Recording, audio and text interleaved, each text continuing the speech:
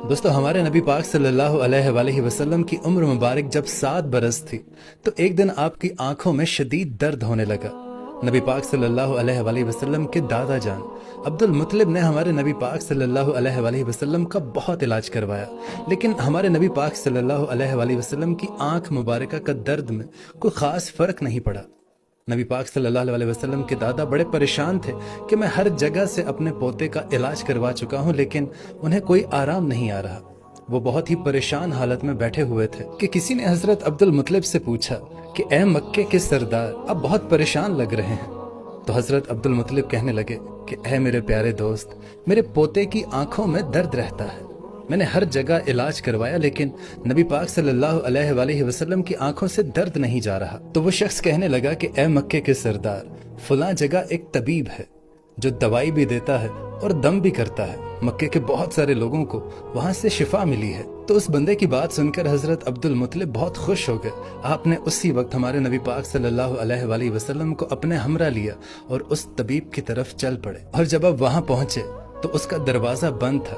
आपने आसपास के लोगों से दरियाफ्त किया कि इस तबीब का दरवाजा कब खुलता है और ये कैसा तबीब है। तो लोग हजरत अब्दुल मुत्तलिब को बताने लगे कि ए बंदा खुदा, इस तबीब के हाथ में बड़ी शिफा है, ये दम भी करता है और ये दवा भी देता है।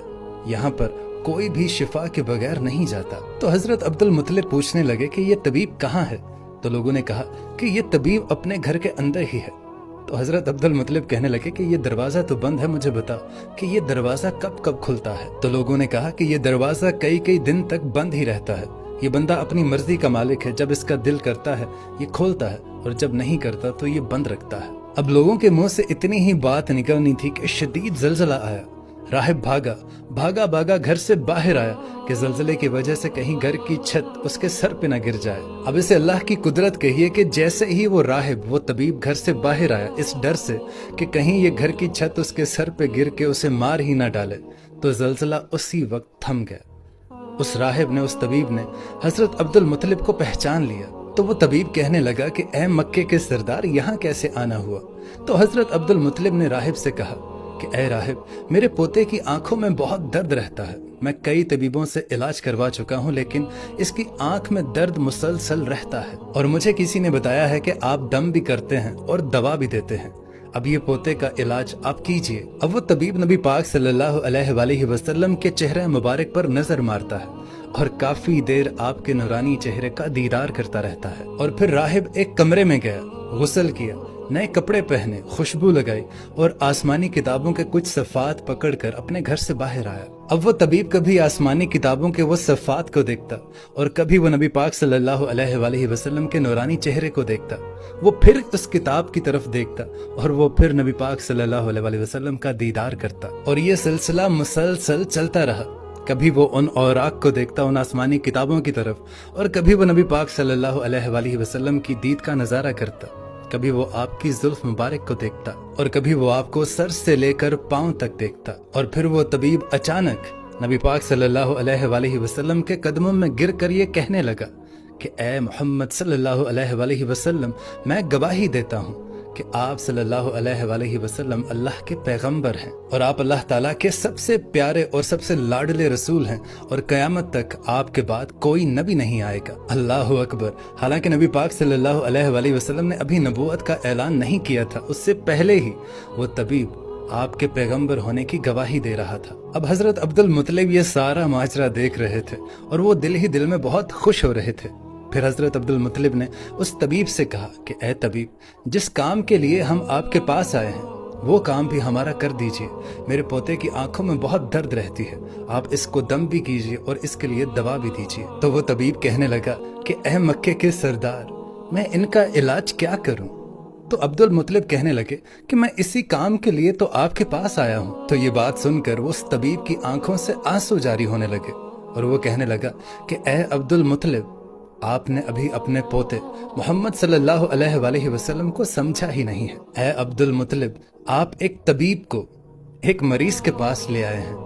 आप एक मुकद्दस लड़के को एक गुनहगार लड़के के पास ले आए हैं। ए मक्के के सरदार, मैं अपने इबादत खाने में अल्लाह ताला की इबादत करने में मशगूल था कि मेरा सारा जिस्म लरजने लगा।